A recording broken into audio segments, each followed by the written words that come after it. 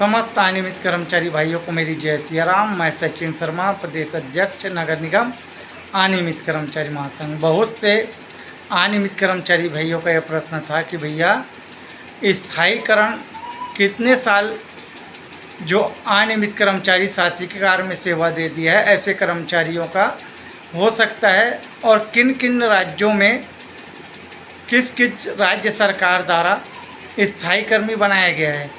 अगर हम high court जाएंगे तो हमको कितना साल हो जाना चाहिए, उसके बाद हम हाई कोर्ट जाके अपने स्थायीकरण के लिए केस कर सकते हैं। तो मैं आपको बताना चाहूँगा भैया, स्थायीकरण जिसका भी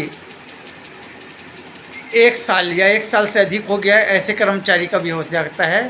स्थायीकरण का नियम ये है कि जो 1 साल में 365 दिन होते हैं, 365 दिन में 240 दिन शासकीय कार्य में जो सेवा दे दिया है ऐसे कर्मचारी को स्थायी कर्मी बनाया जा सकता है। मैं आपको बताऊंगा, अभी कुछ महीने पहले ही भजन लाल शर्मा की सरकार में 2 साल वाले कर्मचारियों को स्थायी कर्मी बनाया गया है। और मैं आपको बताऊंगा कि उत्तराखंड राज्य में 5 साल और 3 साल वाले कर्मचारियों को स्थायी कर्मी बनाया गया है, और हरियाणा की सरकार में 10 साल वाले कर्मचारियों को स्थायी कर्मी बनाया गया है। और इसी प्रकार आपका एमपी में 10 साल जो सेवा दे रहे थे ऐसे कर्मचारियों को स्थायी कर्मी बनाया गया है। और शिवराज सिंह की सरकार में जब 2023 के विधानसभा चुनाव से पहले ही 5 साल की जो सेवा दे चुके थे ऐसे कर्मचारियों को स्थायी कर्मी बनाया गया है। उसके बाद अभी हाल ही में जब वहाँ मोहन यादव की सरकार आई तो वहाँ 2024 में 5,000 लगभग सफाई कर्मचारियों को उनके वेतन में 12,000 रुपये वेतन वृद्धि करते हुए स्थायी कर्मी बनाया गया है।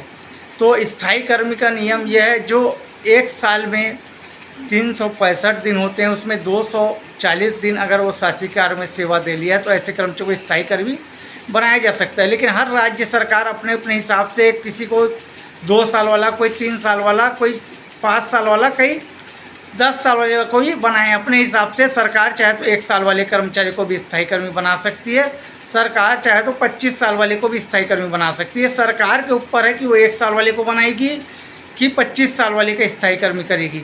लेकिन आपको हाई कोर्ट जाना है तो अगर आप 1 साल से अधिक हो गया है तो आप हाई कोर्ट जा सकते हैं स्थायीकरण करने के लिए और अपनी याचिका दायर कर सकते हैं। अब आप समझ गए होंगे कि किस अस्थायी कर्मी ऐसे कर्मचारी का होता है। आपको बता दूं, जिनकी भर्ती नियमानुसार नहीं हुई है, जो भर्ती जिनकी बैकडोर एंट्री है। जैसे जिनकी भर्ती ऐसी हुई है जिनके पास नियुक्ति पत्र नहीं है, जिनको मौखिक आदेश पर रख दिया गया है, उनका किसी प्रकार का इंटरव्यू नहीं हुआ है, उनको कोई कागज कार्रवाई या नोट शीट उनको चला के भर्ती नहीं किया गया है, उनको सिर्फ मौखिक तौर पर रख लिया गया है और उनको नियुक्ति पत्र नहीं दिया गया है, ऐसे कर्मचारी का ही स्थायी कर्मी होगा। और जो कर्मचारी भाइयों के पास, ऐसे कर्मचारी जिनके पास नियुक्ति पत्र है, उनका अगर 10 साल या 10 साल से अधिक हो गया ऐसे कर्मचारी का होगा नियमितीकरण। तो आप अच्छे से समझ चुके होंगे कि स्थायी कर्मी किस कर्मचारी का होगा।